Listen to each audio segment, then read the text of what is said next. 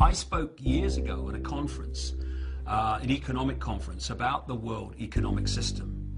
And this guy came up to me afterwards, and he was someone who got his money, you know, playing the Las Vegas casino, known as the Wall Street and the commodity markets and all that stuff. And he wasn't very convinced. Anyway, I met him 3 months, 4 months later, and he said, my goodness me, he said, I could see what you're saying. He said, what I've noticed is every time Alan Greenspan, then head of the Federal Reserve, was about to make a statement, 2 or 3 days before, the major players in the stock markets, commodity markets, etc., got into something and out of other things. And every time, the effect of Greenspan's statement has been to push up what they got into and push down what they got out of. Why? Because they wrote his statement. The whole economic system is about whether people have confidence in it, and the confidence comes from the people who run it.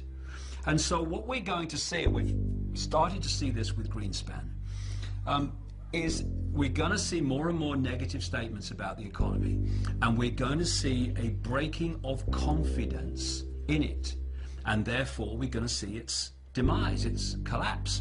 Now this won't collapse catastrophically for the elite, because people say to me, well, why would these elite people, why would they crash the stock market when they had lots of money in it? Well, if you know a stock market is going to crash, or a commodity is going to crash because you're the one who's going to crash it, then what do? You get out of it just before the crash, you let it crash, and then you buy up vastly greater amounts of that at a few cents on the dollar, and then you increase the confidence, and up it goes again, and now you own vast amounts more than you did before. There was the famous infamous story, of the Rothschilds at the time of the Battle of Waterloo, when the Rothschilds put out the false rumor in the London financial district that Britain had lost the Battle of Waterloo. And of course, everything crashed. And then came along the real news, the real truth, which is they'd won the Battle of Waterloo, and the stock market went flying up again, except when it crashed, the Rothschilds had agents all around buying up stocks on a few cents on the dollar.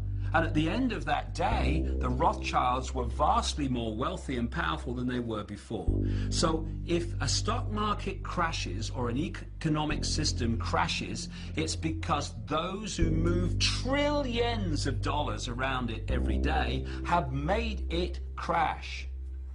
And in a world where money is king, where money decides choice, where money decides life possibility, what greater way of creating chaos and fear than a collapse of the economy?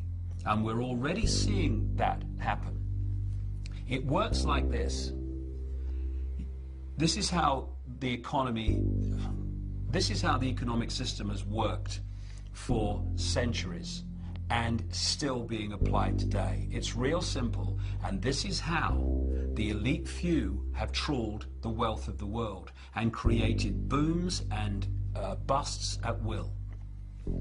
Stage one, they push interest rates down, start recognizing the cycle that's just coming to an end, and they put lots of money into circulation, what we call money, because it's not governments that put money into circulation. It's private banks controlled by the same pyramid, making loans to people, credit loans. That's how money's put into circulation, not by governments. So what the banking cartel does is it puts vast amounts of money into circulation by pushing interest rates down and giving loans for, on next to no collateral. What happens then is there's lots of economic activity because there's lots of money swirling around, so there's lots of units of exchange to buy goods. So what happens is people get more confident, they take out more debt themselves, because, oh, we can have a bigger house now, darling. Yours, the economy's doing so well, we'll have a bigger car, we'll have 2 holidays, vacations a year now, or 3 maybe, because we're doing ever so well. And what do businesses do? They get into more debt, because crikey, we've got all this demand, we've got to invest in plant and machinery and more staff and all this, so we can meet demand. And then that is in effect the elite, economically, putting the fishing line out. And then at some point, and we're closing in on that point now, they start reeling the fishing line in. Because what they do is they start pushing interest rates up. Now what happens is lots of money that was circulating here, buying things and creating economic activity, is now going out of the economy to pay increased interest rates on the debts that people have. As a result of that, there's fewer things being bought and sold. Companies don't need as many people working for them. They're now stuck with all this debt and all this plant and machinery that they had that they don't need anymore. People can no longer pay their mortgages, so now there's a problem with the mortgage companies, and they have a problem because they've got to lose their home. And as more and more people do that, the value of homes goes down until eventually you get to a point where they're worth less than you actually paid for them. And what we're seeing then is a bust being manipulated. And it's happening for one reason and one reason only. The amount of units of exchange in circulation is being removed from the economy. What we're seeing now are the signs that they're now manipulating a bust in this very way to create as much chaos and panic and fear as possible, because panic, fear, and chaos are a manipulator's dream.